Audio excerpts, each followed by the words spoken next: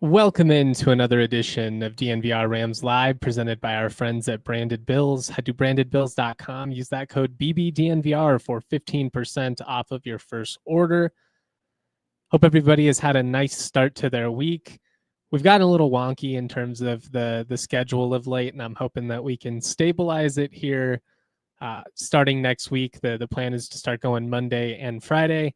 I'll post about that later on in the week, but I apologize to those that were confused about yesterday. Had a couple people reach out and ask why we didn't do a live stream. That was my bad. Probably could have used a tweet or something like that. If you missed it, we have a couple of new pieces up on the site that I encourage you to check out. I have a feature on Owen Long, have a feature on Taj Bullock and Tommy Maher, as well as the talented tight end duo that is Jackson Warren and Rocky Beers. Really confident that those guys are going to be a big part of what CSU does offensively this season. Certainly excited to see what they can do week one against Washington. We're going to set the scene a little bit for that matchup. Later on in the week, I'm going to be joined by a University of Washington insider to get you a more in-depth perspective from somebody that's there daily, covering the team, get their thoughts on this matchup. But I kind of wanted to start setting the scene for it, talk about what stood out from Jay Norvell's press conference. In particular, has really been hyping up Brayden Fowler-Nicolosi, called him the face of the program. It really seems to me like they have a lot of confidence and faith in him, and just kind of the way that Jay has talked about him going back to really media days in Vegas this past July.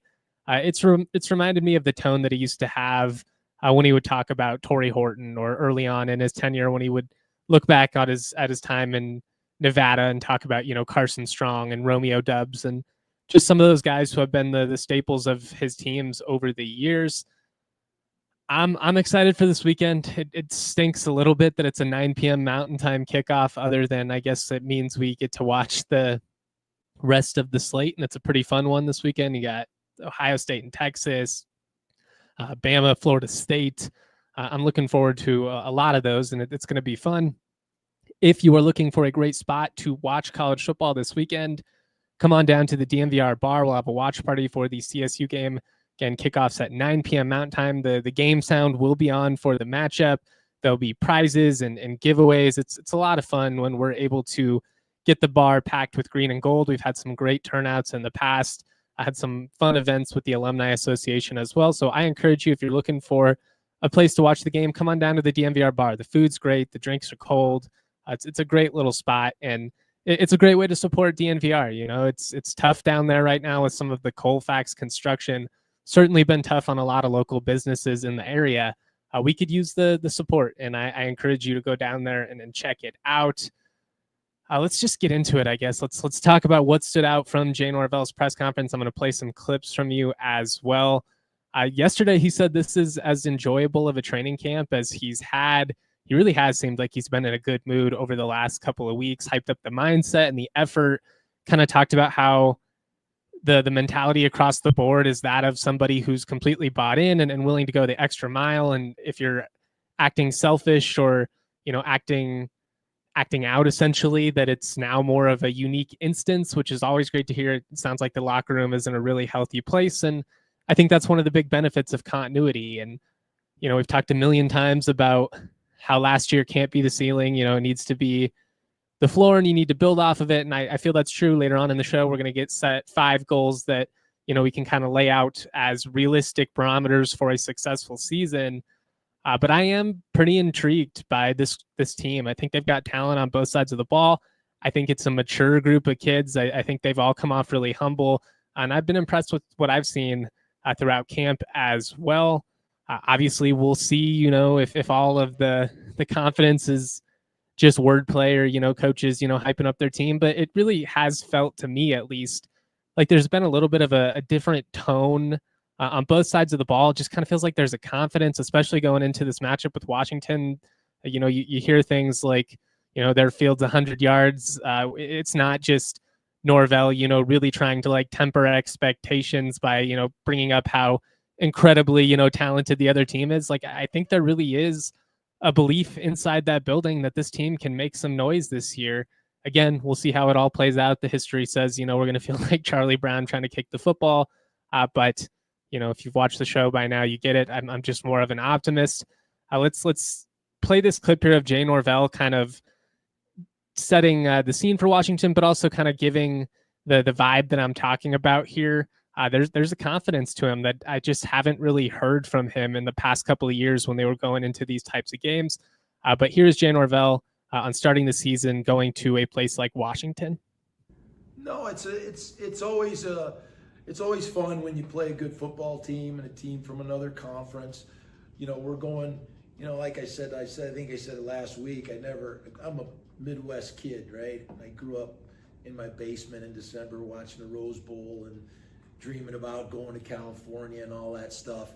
I never thought I'd live in Colorado and have to travel west to play a Big Ten team, but that's where we are in college football now. But it's a great venue. I always felt like in the Pac-12, Washington was more like a Big Ten school than any of the West Coast schools. They just have that makeup, and I think it goes all the way back to Don James and the way that they play. He was a physical, hard-nosed coach, play great defense, and they played great defense there over the years. So great tradition at Washington. It'll be a different kind of environment for our guys. Whenever you play in the Northwest, all the stadiums have those overhangs and keeps the noise in, but it's right there by the bay and on the water. It's a beautiful setting, and it'll be a great experience for our guys, and we look forward to it. That's what college football is all about, to go someplace new and to play a great program. And, our guys are looking forward to it and going to have fun with it. Later on in the day, he would get asked another question kind of along the lines of, what does it mean to CSU to, get to start the season against an opponent of Washington's caliber? And you can go watch, some of the clips, posted them on Twitter. You can watch the press conference in its entirety, actually. But, he was kind of being like, yeah, I mean, obviously it's a great opportunity to go to the Big Ten, but, their field is 100 yards, same as ours. And, he said another comment at one point of like, home field is essentially wherever we are, wherever we're playing. There's just a different tone right now with this team and a different swagger. And again, like whether that actually translates to victories in the long run, we shall see. I'm hopeful. I'm cautiously optimistic. But I think obviously if this team is going to reach any of the expectations that we have in 2025, it's going to take an offense that's far more dangerous, more consistently explosive than what we saw a year ago. They made great strides in the run game over the last 2 years. They've been really great in terms of the sacks allowed, or the lack thereof, I guess I should say, after 2022 was just crazy. I think they allowed like 5.5 a game. It was just wild. I'd never seen anything like it. But I think this year they've got to be able to strike more fear into the hearts of their opponents, and if they're going to do that, a lot of that stems to Brayden Fowler-Nicolosi really being able to elevate his game with a consistency that we haven't seen the last couple of years. And there have been a lot of factors that were not really in his control. The injuries out wide, the transfer portal, it's been a revolving door in terms of the starting receivers. In Horton's injury in particular, I think really threw a wrench into the plans for last year. But because of how the last couple of years have played out, and there have been some struggles, there's a potential silver lining, and there's potentially, in this season, an opportunity for him to reap the rewards of all of the experience that he's gained these last couple of years. And the fact that he's played in a pro style offense, with more West Coast roots like last year, and they were under center and they were running the football, and, they were doing some bootleg stuff, and kind of reminded me of the Shanahan days, which admittedly I have a soft spot in my heart for. But in 2023, it was closer to, an air raid type offense, and they had no run game. It was actually detrimental how little they could run the ball with consistency. But I think this year we're going to see a little bit more variety. I think we're going to kind of see the best of both worlds, and that's what the best teams can do. And I hope they trust him enough to let it rip. And obviously he has to make good decisions. The results have got to come with that if you're going to keep letting it fly. Otherwise we're going to see them, turtle again and go back to a more conservative mentality. But it's not like you want to just completely abandon the run game either, because that was part of the problem in 2023. They couldn't hold leads. And so like, I personally feel like if they can build off of what they've established these last couple of years, there's a chance for this offense to be pretty dynamic. And, Jay has really talked up Brayden's experience a lot. Again, called him the face of the program. Like, he's just talked about him in a different light than he has in the past. Like, obviously he's always going to be complimentary of his guy, but the vibe, it just feels so much closer to the way he used to talk about Torrey, and like the reverence and the respect that he has for him is clear. And I personally feel like Brayden has grown up a lot. I've spent a lot of time around him these last couple of years. And, I think last year was a humbling process in September for him. And, I think he put his foot in his mouth a little bit with the preseason comments, before the showdown. Him and Torrey both did. But because Torrey got hurt, it was really only Brayden that had to face the music for that. But, I think he's grown a lot. I think he's got a lot of arm talent. Obviously, we need to see him unleash all of that and establish some consistency, which really hasn't been the case throughout his career. But I think the potential is there. Here is a clip of Jay kind of talking about, Brayden's experience and what the offense might look like this fall. How you hope to be able to utilize them? I think we have a lot of playmakers, which is really exciting offensively. And I think we have a quarterback that's had to learn different styles. He's been in a strictly air raid system, and then last year we were a little bit more pro style. And so, he's going to leave here with a great understanding of offensive football and how to play. He's played under center, he's played in the gun, and he's played with different types of players. And I think all those experiences are good for Colorado State football. I sat here a couple years ago and, we had to talk about how we're playing a freshman quarterback, there's growing pains and all that. Well, now this is the payoff. We got, probably the most experienced quarterback in our league. And, when you go play on the road in the non-conference, it's important that you have a guy that has those kind of experiences. So I'm excited about the playmakers that we have, and I'm excited about Brayden leading them. So his ability to be an offensive chameleon, so to speak, how does that help you as you face different types of defenses? It's very helpful. One of the things, I spent 6 years in pro football, and one of the things when you're in pro football is you have experienced guys. So when you want to adjust and play different schemes, they can adjust because they have a background in football knowledge. Brayden's getting to be one of those guys now. And not every college player is. But we've done a lot with Brayden. We give him a lot of freedom to change plays, probably more than most people in college football do. And that was, from my history, with Tom Moore and the Indianapolis Colts and with Peyton and how we did things there. We do a lot of things similar to that. And so we're not afraid of that. And Peyton has learned through a lot of those situations. And so, there's a Rolodex of information that he has in his brain. And, and we communicate a lot. I could say, hey, remember when we did this 2 years ago? And he'll be like, yeah, let's do that. Came up in our scrimmage Saturday in our 2-minute drill. We got to something that we hadn't done, but you can get to it quickly and spit it out with a guy with his type of experience. So that's exciting and it's fun to coach guys like that. And it's starting to remind me of, when we had Carson, and we could do so much with Carson, and he had such a passion for the game, and it was fun.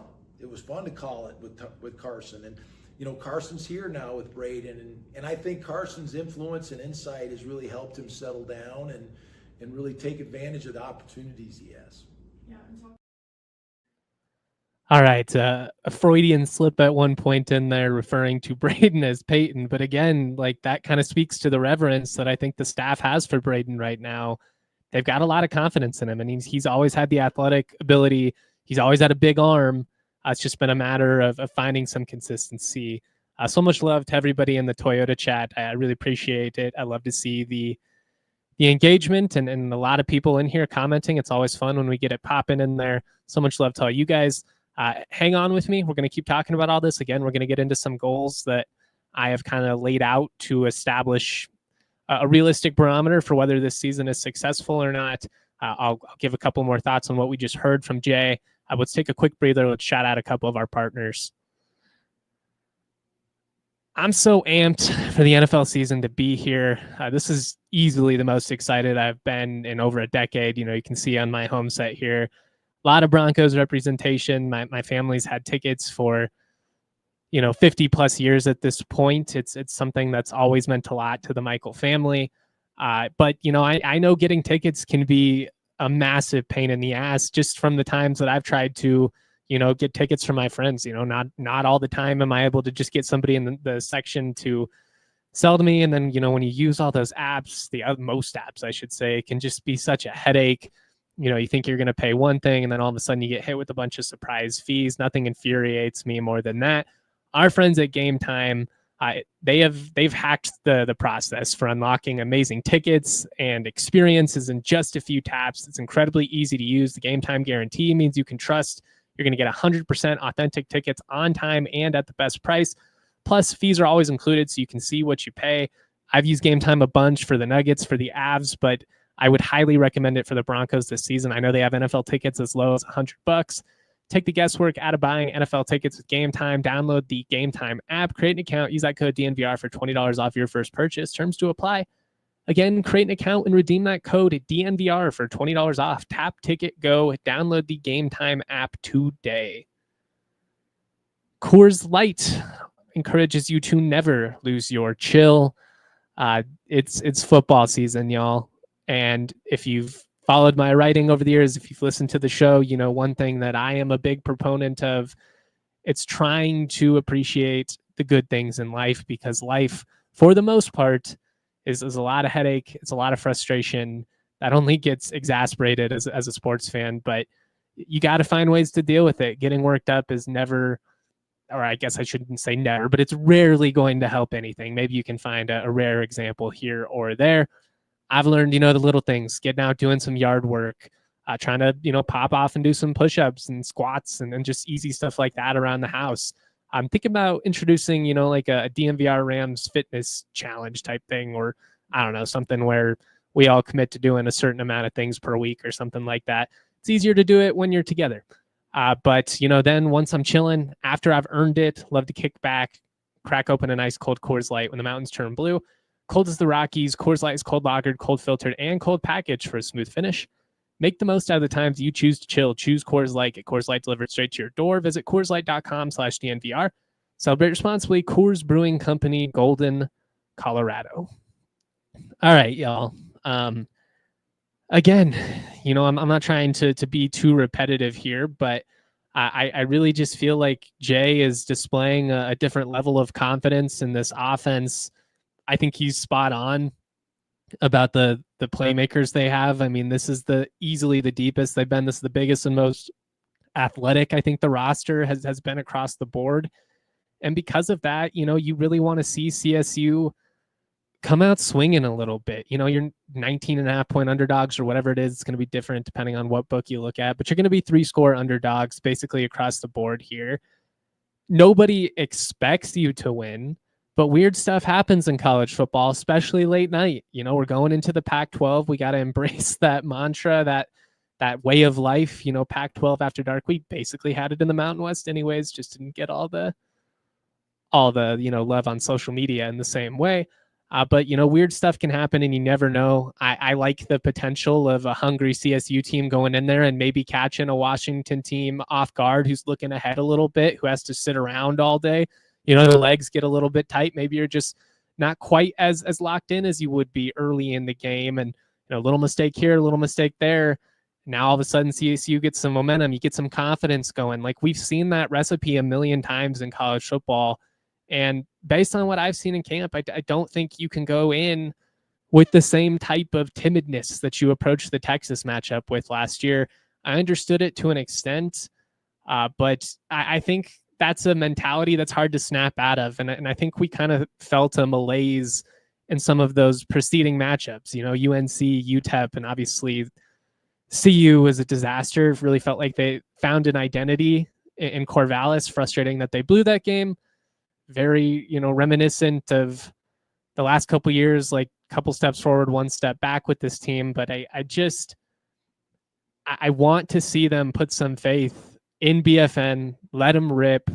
If it doesn't work out, it doesn't work out. But right now, like, you can't go into this season with him shackled if you want to have any realistic opportunity of contending. And, this week 1 matchup, it doesn't define your season. I think the home games in September are far more important in the grand scheme of things.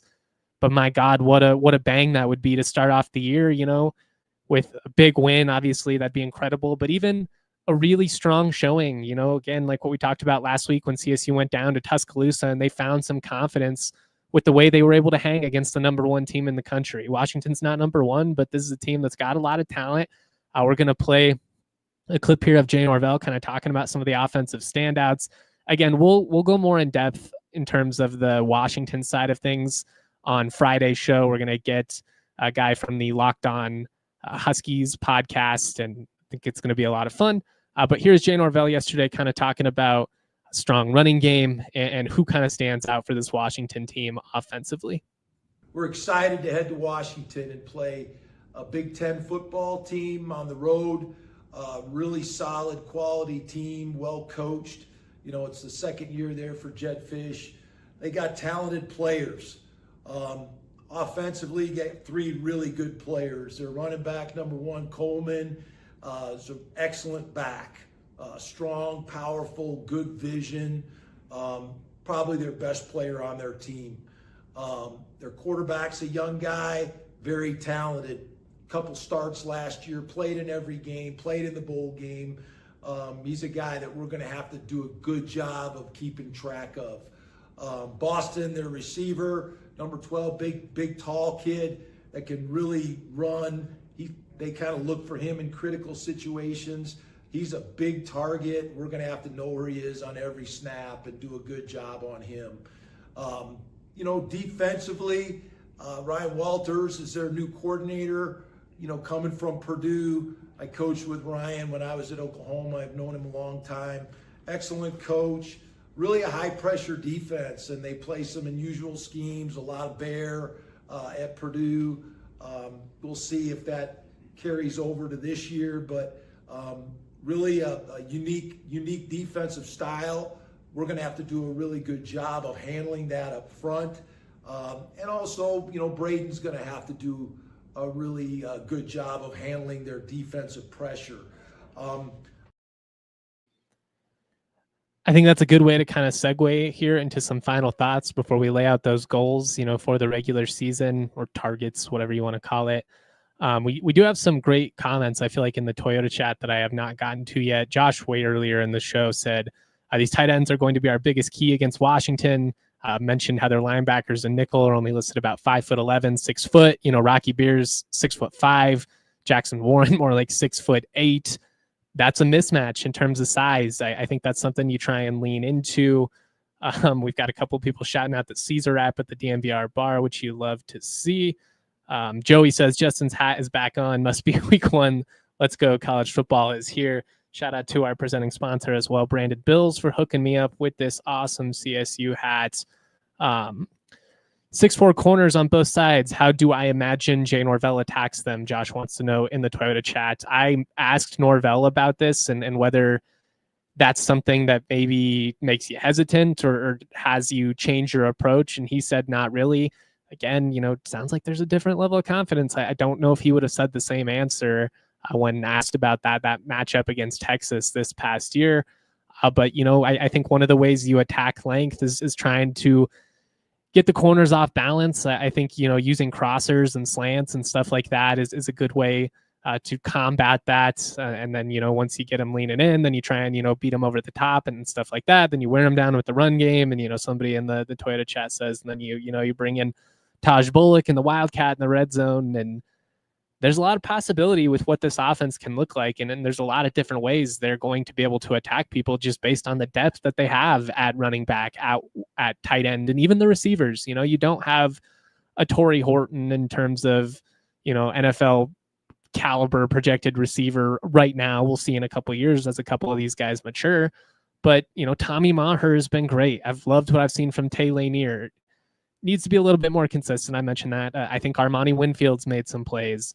Jordan Ross is in a position to have a big year. I mean, there's guys out there who can make plays, and I hope that we see Jay not hold anything back in this week 1 matchup with Washington. Don't get cute. Don't overthink it. Don't, I'm going to hold this back because we're going to, use this against Washington State in a couple of weeks or against UTSA. I mean, sometimes it gets to a point where that makes sense. If you're up big, if you're down big, I get it. Like, you're not going to probably empty the playbook at that point. But if you're in this game, if it's, there for the taking, you have an opportunity to make them sweat, go for it. Because this is the type of win that would be transcendent for the program, that would establish all of that good faith that was lost, with the performance in the Arizona Bowl. You win this game against the Huskies in their own building. They've won 20 straight home games. They were undefeated at home, obviously, last year. Like, if you could pull something like that, that is how you get a fan base to truly believe. That is how you create a buzz and an excitement that would be reminiscent of 2014, which feels honestly like a lifetime ago at this point. But, I want to be fair and realistic and add that beating this Washington team would be a far greater upset than what CSU did in 2014 against CU or Boston College. But, those types of wins, especially, away from home, like where you can go out and beat an opponent who on paper, is bigger than you, has more prestige than you, when you can beat them in their own building, it just gives you so much confidence. And I really hope to see an aggressive mentality, this week, because if it's a Texas 2.0, as John Hanna, says here in the Toyota chat, I just think that's going to be so deflating. And I think that's honestly a great way to kind of segue into the next topic here, which is, 5 realistic goals for CSU and for us to be able to deem this season a success. I think these are like I originally phrased it as 5 non-negotiables, but then I started talking myself into circles with like, well, what if this plus this? Classic like podcast brain. Instead of just trying to stick with the topic, like I'm thinking of, well, what are they going to say here? But these are the 5 like realistic goals that I have deemed for CSU this season to reach. And if they reach them, I think they by far would accomplish the things that we really want them to see. Like, obviously there's the perfect scenario where you run the table, you win the league, you make the CFP, all that type of stuff. That'd be incredible. It'd be amazing. If you go into the season with the mindset of that or bust, you're very likely going to be disappointed, the history says. But also, like on the other hand, once you get going, once you start winning a couple of games like they did in 2014, it really only takes like 1 or 2 kind of key coin flip type wins to go your way, to get the ball rolling and to get that momentum going and to start feeling yourself a little bit, which I think would be so beneficial for this team. I haven't loved the approach the last couple of years, especially in hindsight. Like, I think I tried to talk myself into it a little bit early on last season of like, oh, well, strategically, it makes sense here. But then I saw the impact and how long it kind of took them to get out of that. And again, like, you can only go, based on the context you have in the moment, but I feel pretty confidently that like, if you go in with a gun shy approach, if you're essentially trying to play just to get through week 1, to get to week 2, this team is not going to have the right build, to be a championship team. I think if you really want to contend, you want to be on the level of like a Boise State this season, Boise State wouldn't go into this game scared. They would go in with the mentality, we're going to try and shock the world. And frankly, over the years, they've done that quite a few times. God, it'd be cool to see CSU pull off a win like that. But we're going to get into those 5 goals. Let's shout out our other partners real quick. Keep it rolling. Whether you need snapbacks, truckers, fitteds, beanies, or tees, Branded Bills has you covered with performance and style. These things are super comfortable. I got the gold CSU hat there in the background as well. I love that they've got some styles that are a little more unique. You know, it's not just the same designs you see everywhere. As far as, you know, my fashion sense goes, I'm a guy who wears a lot of black, a lot of gray. So to, you know, have the black hat with the green logo, it's just sharp. It gives me a lot of options to wear it out on the town. And again, it's really comfy. You know, I love the performance wear style. It's not too hot if I wear it, you know, when it's the summer or anything like that. If you're looking for gear to make your brand stand apart from the crowd, Branded Bills has you covered with the best custom headwear. Start your order. Their dedicated team will help you create the exact custom apparel you need.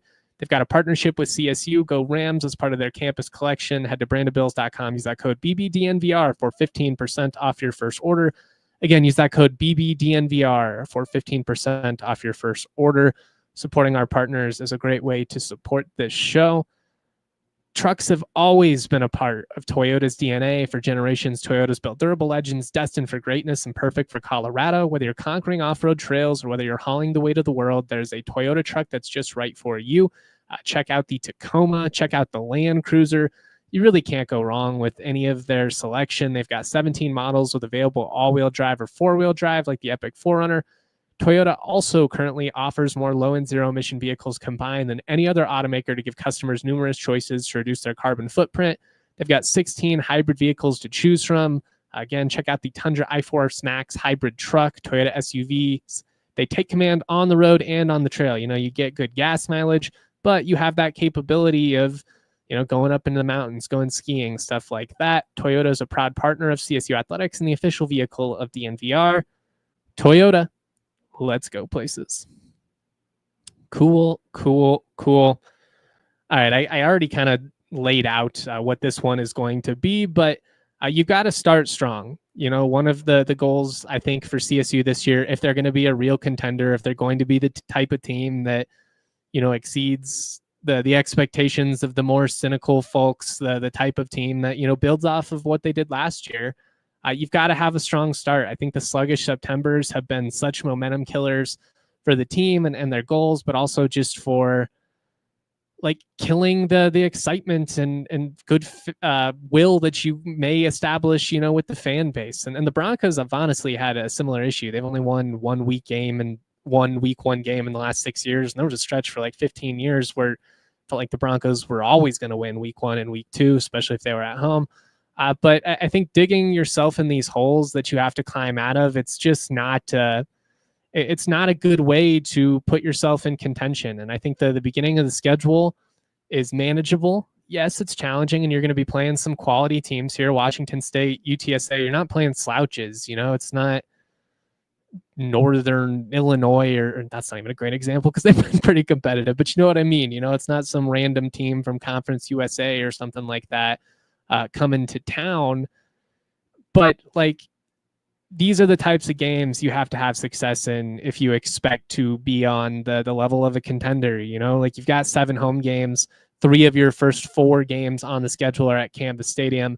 CSU the last 2 years, they've been much better at home, but not so much in September still. So like, I want to see the Rams come out hot. You know, if you go 3-1 in September, I don't think a 6-1 start is that unrealistic. Like, I'm not very high on Fresno State. We'll revisit my controversial preseason power ranking that I'm not trying to pat myself on the back too much, but actually felt pretty good about after last week. Felt a little bit validated. But again, like, if you can capitalize on this schedule here, if you can have some success against an opponent like UTSA and Washington State, UNC, that's not even up for debate. If you can start 3-1, you know, Fresno, San Diego State, those types of teams, that's not a super overwhelming way to transition into the conference slate. Like, I'm pretty high on Hawaii. That homecoming matchup might be a little bit more challenging than we originally anticipated. And part of that is my belief in Timmy Chang, but I just kind of felt like if they could make a leap defensively, they'd have a real shot to be in the mix. And based on what we saw against Stanford, who I don't think is going to be great, but based on what we saw in that game and some of the big time plays they were able to make, I think that's going to be the case. If you capitalize on 3 of the first 4 at home, you've got a manageable start and you give yourself a shot. At that point, anything is possible. You know, am I going into this season just assuming they're going to be 6-1, 7-1, something like that? No. but I don't think it's all that crazy to think it's within the realm of possibility. And it would just be so nice to see, really for the first time since like 2014, because even in some of the more successful Bobo years, like September was a bugaboo, it would just be so nice to capitalize on the excitement that you have at the beginning of the season. Like how we all feel now, we're so amped for football to be here. You know, you wait for months and months and you play out all the hypotheticals and talk yourself into every, you know, crazy scenario that could be, that might be. And then, you know, when like Texas or Michigan or some of these games and you lose like 50-0, 50-7 or something like that, it's pretty deflating. Felt the same way with the Broncos last year. Started 0-2. They started 0-3 the year before that. You know, last year they managed to actually climb out of it. But I feel like in terms of the two teams that I love and support the most in my life, the Denver Broncos and the CSU Rams, I feel like there are some great similarities this year in terms of like the things that need to happen to prove and further validate that these teams truly are different, that this just isn't the same old, you know, story we've seen over the last decade or so. Starting strong in September is a great way to do that. I really would say like 2-2 is absolute worst case that you could stomach. I think like this team, they've got to go 3-1, if not 4-0. You know, obviously beat Washington, and we'll get all kinds of crazy with, you know, the hypotheticals and what could be. But even just showing out and playing a competitive game and then coming home and capitalizing on having 3 of the first 4 at home, I think it's going to be massively important for CSU if they're actually going to be a team that's in the mix. Obviously, we'd like to see them, you know, make the Mountain West championship game, win the Mountain West, make the playoff, all that. If you win the Mountain West, you're going to be in that conversation. Although I saw the Athletics preseason prediction had Tulane in the playoff and then had Boise State in the LA Bowl against UCLA, which is like just such a boring matchup, and also kind of exactly what sucked about the league's bowl tie-ins over the last 10 years. It's like that's your best case possibility outside of making the playoff is playing like a mediocre Pac-12 team or now Big Ten team who wants no business of being there, and it ends up being a terrible game and all that. That would suck. But I'd rather see the Mountain West. I'm a Mountain West guy. You know, I'd rather see us have the representation in the playoff, but like obviously you've got to make the postseason. You can't miss out on a bowl game. Like if that ends up being the case, we're most certainly going to be having much more difficult conversations and probably talking about a coaching search. But preferably, can you win your bowl game for the first time since 2013? Like, I don't care if you're playing Marshall. I don't care if you're playing the Sister of the Poor. I don't care if you're playing the School for the Deaf and Blind. Like, just beat the opponent. In my most, you know, hopeful of dreams, the best case scenarios, sure, you're playing in a big time matchup or the playoff, like if we really want to think crazy, but you do have hypothetical access in the Mountain West to the playoff in this current iteration. But I want to see them win the bowl game. Yes, it'd be great if it was something bigger than last year. I think the Arizona Bowl is one of the better bowls you can get if you're not going to be in the playoff, like the Pop-Tarts Bowl, something like that. The one that the kind of bowl games that actually have a little bit of juice still. That'd be great. That same athletic preseason projection I talked about actually had CSU and CU playing in the New Mexico Bowl. It would be the first ever Rocky Mountain Showdown not played in the state of Colorado. I don't know how realistic that is because of the tie-ins with Conference USA. Like you'd have to have not enough bowl eligible Conference USA teams or something like that. But could you imagine? Could you imagine how chaotic that would be in a small stadium like that? It'd probably be scary. To be honest, it might be like a safety threat to have CSU and CU fans in a stadium that small. It'd basically be like playing in a high school stadium or something like that. It'd just get really, really hostile, but it'd be electric. And obviously as a content creator, like if the New Mexico Bowl was the route, CU would basically be the most intriguing opponent you could have in that bowl game, especially with no showdown on the schedule this year. But with that in mind, you do need to win one of the trophy games you do have. And best case, you sweep Wyoming and Air Force, but I do think both of them are going to be much improved from a year ago. But you can't go 0-2. You can't put yourself in that Bobo scenario where it feels like you can't beat a rival. I think one of the biggest keys with this team, this program getting to, you know, what we envision, what we all know is possible, but for whatever reason just can't seem to get out of our own way. But I think if that's going to happen, like this is going to be the type of program we all hope is possible. I'll say, we have to get back to a point where beating Wyoming is the expectation. Beating Air Force, that's not a surprise like it was last year. I'll admit, even Sonny had some struggles with Air Force late in his tenure. They've been a thorn in CSU's side for most of the series history. Had a lot of success against CU too. It's just a wonky matchup.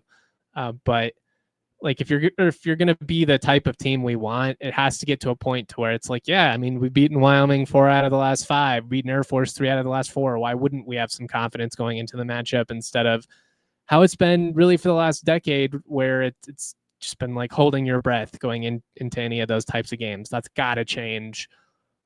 Winning both for the second year in a row would be a great way to show that's happening. And especially given the fact that you're probably not going to play either of these teams in 2026 or 2027, there's the added motivation of, well, if you win the Bronze Boot, if you win the Ram Falcon Trophy, it could just be the last matchup ever. You might just keep it, or maybe just like demolish it and try and forget the history that was in that one. But you could keep both trophies forever, which would be, or at least for the next couple of years, which would be pretty fun.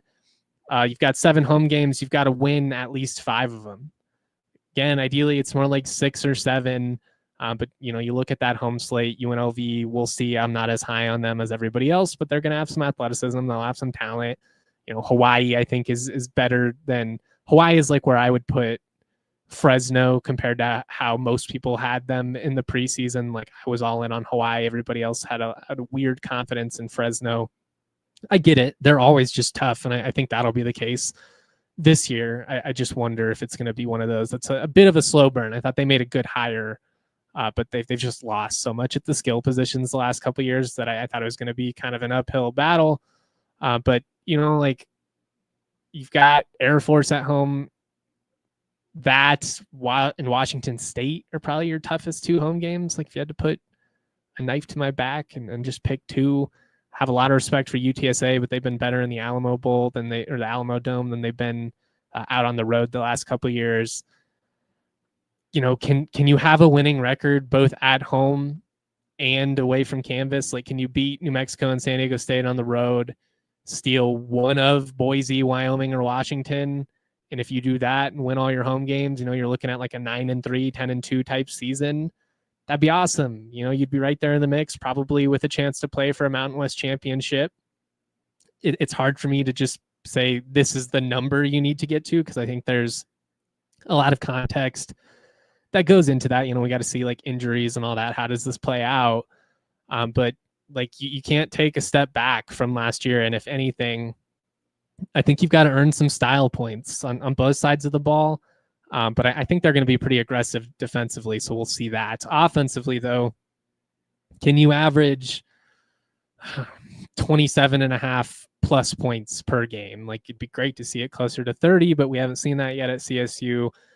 Can you bring some excitement with the style of play? I know that that's probably more of a fan view than a coach's view, and certainly based on the comments, Norvell made last year, where I think he at times got a little bit defensive about people, questioning the shift in scheme and going to a more traditional, pro style offense where they were really leaning on the ground game and tightening things up and, not stretching the field vertically in the same way. But like, I get it in principle. If you're winning, you're winning. And I do feel that to an extent, but like, it's going to be hard for me to get CSU fans as a whole to like buy into this and believe that this is, the future. We're going to, really take things to the next level in the Pac-12. If it's like last year where, you're beating teams, but you're only, grinding out games against teams like UTEP. Like, I think you've got to earn some style points with the way that you handle your business this year. And I think you do that by spreading the ball around to all these different playmakers, by coming out aggressive, in these matchups against Washington and Washington State, and certainly the rivalry games as well. But I just don't want to see a team that plays plays timid and scared. Skimmed combined them.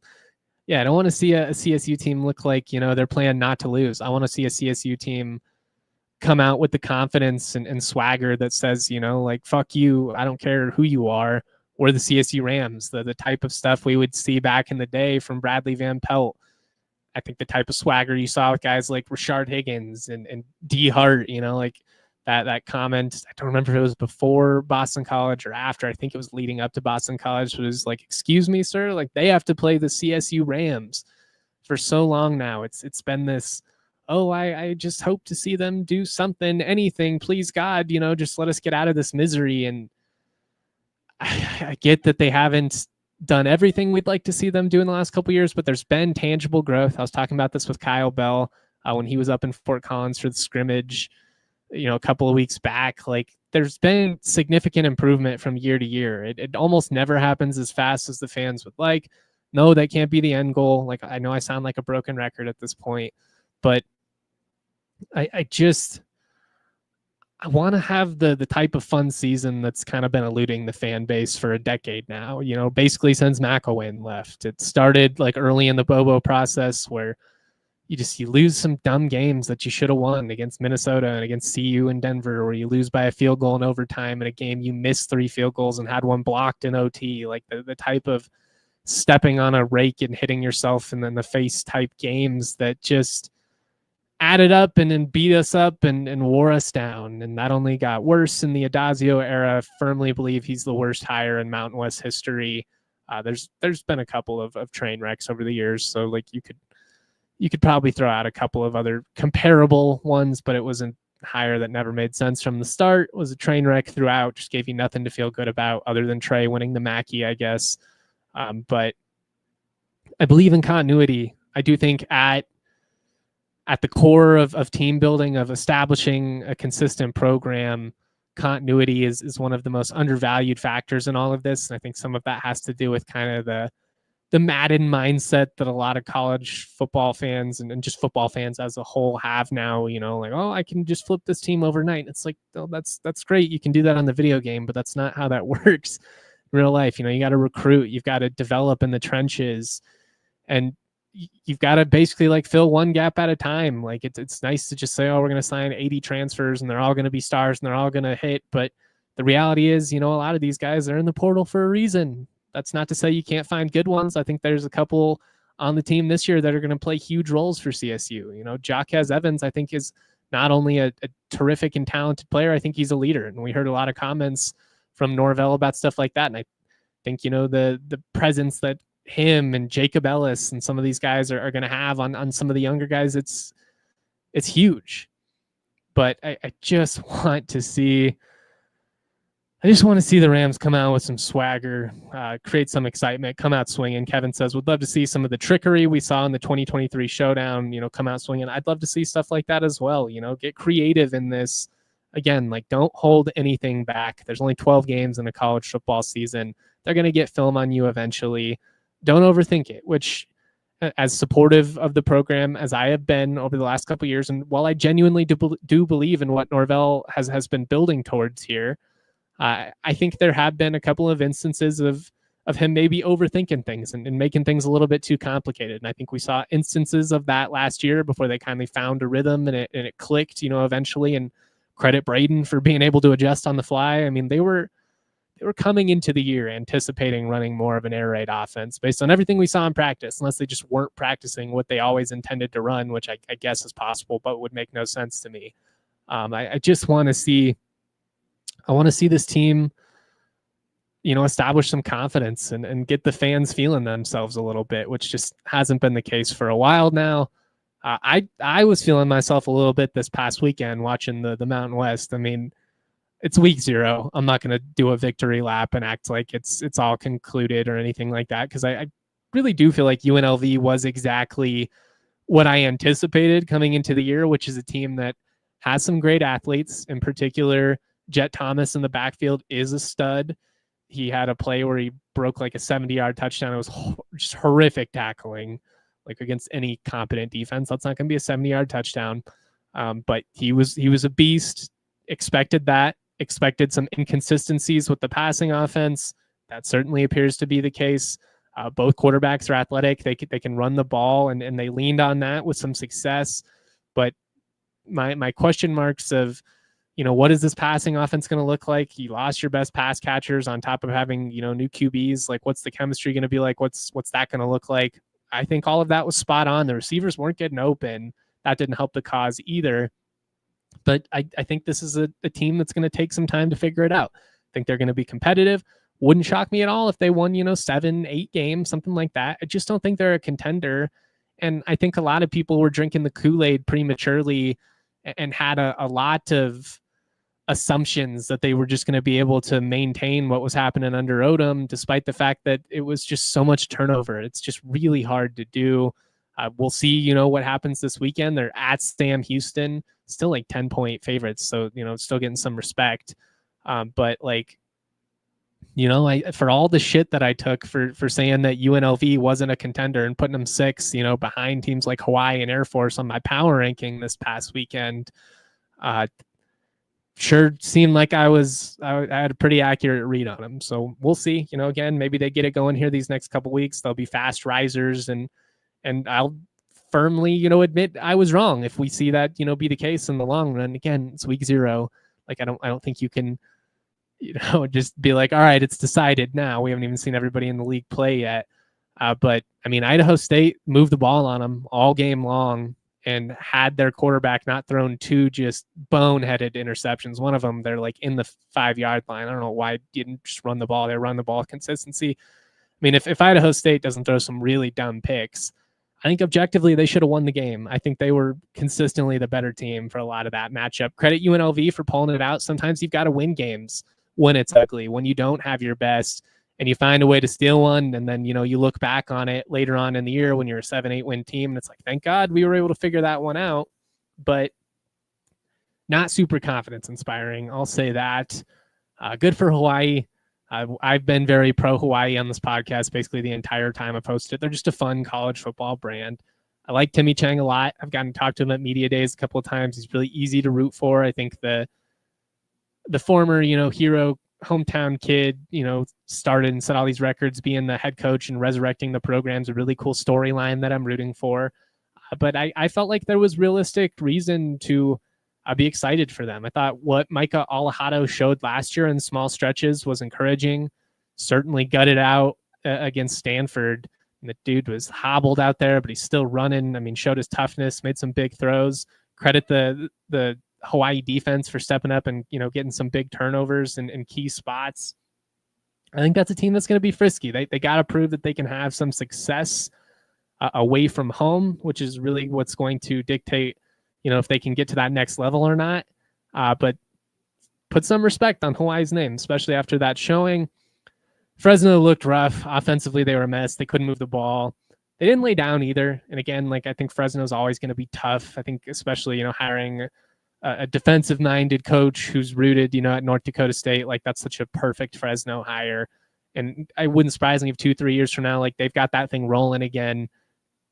I just think it's going to take some time, given what was lost. If Mikey Keene had come back or something like that, that would have made me feel a little bit better about their chances this year. I do like that CSU gets them earlier in the year, though, than later in the year, because it wouldn't surprise me if, you look up come November and that's a frisky team that after some September struggles closes, 3-1 or something like that. There's a lot of football left to be played. Josh says last chance UNLV.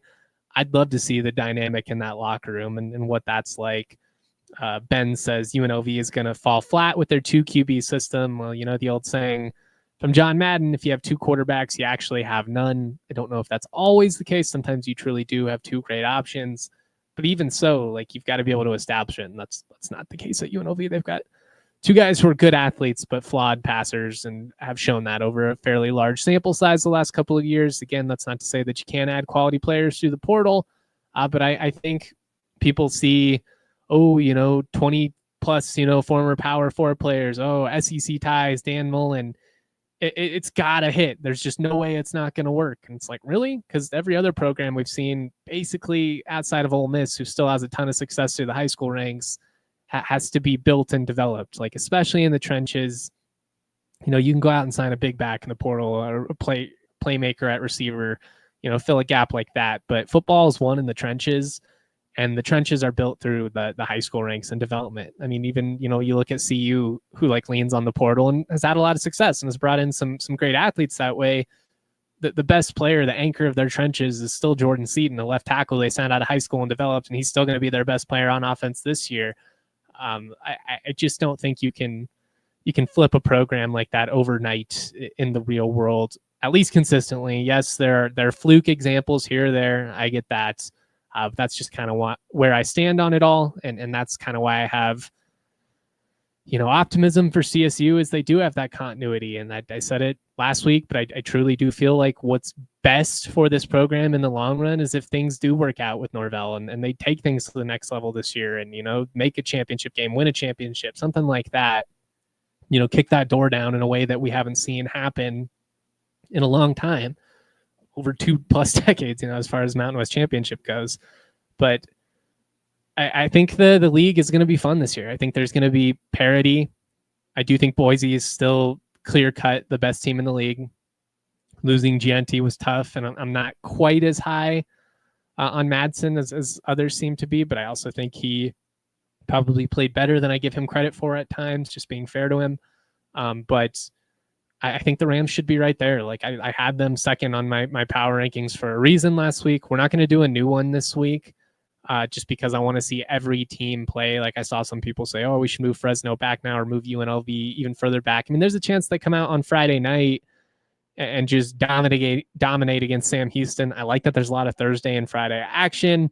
But again, I feel like pretty good about this. Like Hawaii, maybe a little friskier than fifth even. Maybe they're more like third or fourth on that list by the time it's all sorted out.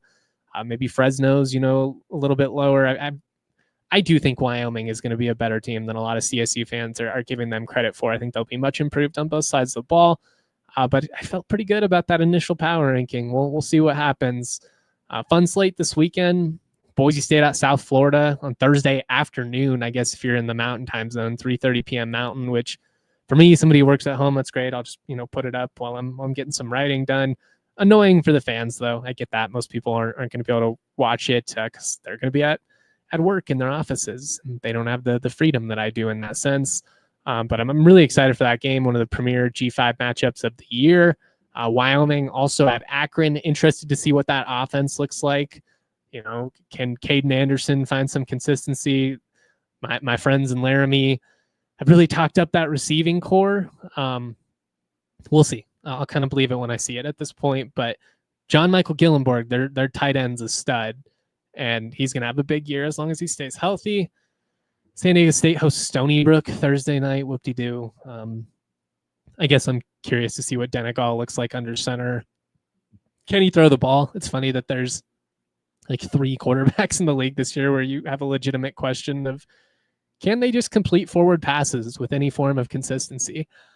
Friday night, UNLV at Sam Houston. Again, 10-point favorites despite the lackluster showing this past week. But maybe a trap type scenario for UNLV. You would assume that after having some rust and showing some imperfections last week, they'd be locked in, but you never know. Sometimes those stadiums against teams that are frisky and are going to play hard, but like it's empty, you don't have the energy created for you in the same way that I would assume you'll have in Husky Stadium, where there's just going to be a buzz. Central Michigan at San Jose State Friday night as well. Is San Jose State for real? Or do they just have a favorable schedule this year? I think we'll start to find that out these next couple of weeks. Penn State, Nevada, that's not much of a game. Neither is Air Force Bucknell. I am curious to see what New Mexico looks like in the big house against Michigan, 35-point dogs. Can you cover? I think if they could cover, that would be encouraging for them. Utah State, what does that offense look like under Bronco Mendenhall? UTEP coming to town. Malachi Nelson, former #1 all recruit, brother of CSU commit Jude Nelson in this upcoming recruiting cycle. He's the starter there now. That could be a tough game deceptively. Like they get him in a passing rhythm. That could be a tough one for Utah State. And then, if you lose that one at home, now all of a sudden, you're in a tough spot moving forward. Can Fresno recover at home against Georgia Southern? Hawaii, again, you did it at home against Stanford. Now can you go show something on the road against Arizona? I'm not saying you got to win it. You're 3-score underdogs, a lot like CSU, only 17.5. But can you show something on the road? I think that's got to be key for Hawaii. But that could be a really fun game, as Kevin says in the Toyota chat. We've got just a couple of thoughts here. I guess let's throw it to overtime real quick.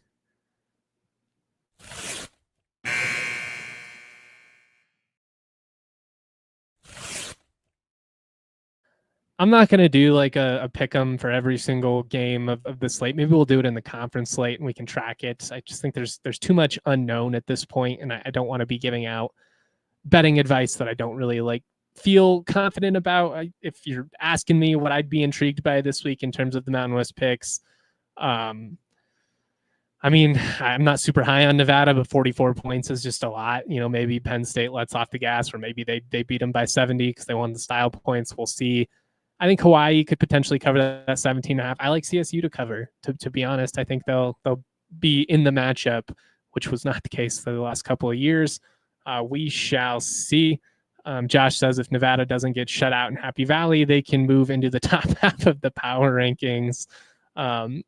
Ben says, actually kind of interested to see what Choate has done in Reno. He talks some big game. Can he redeem the Mountain West against the Nittany Lions? We shall see. The last thing I just kind of wanted to hit on here before we call it a day. Again, we'll be going live Friday at 11. Get a Washington insider's perspective.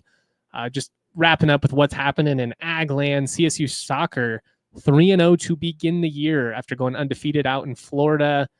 They've outscored the opposition 6-1 so far. Love to see that. A lot of Ram love in the Mountain West Weekly Awards.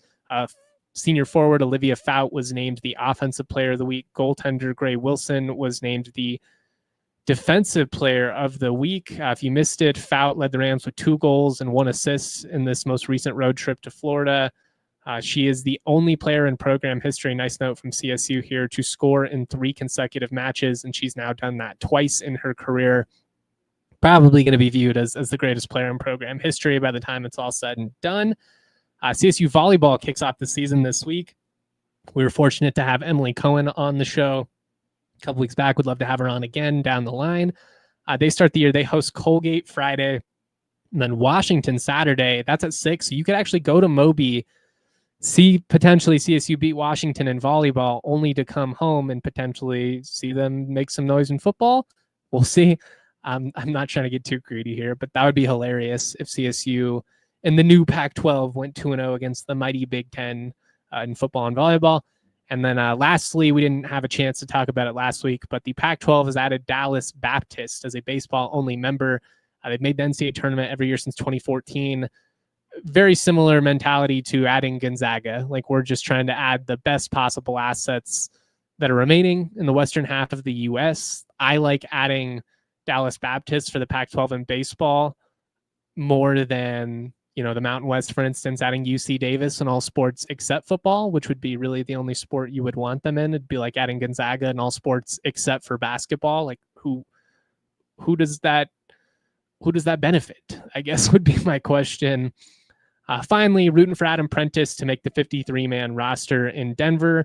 I've been searching his name, every 30 minutes or so. I haven't seen it come up. The final cut, I think, is 2 p.m. Mountain Time.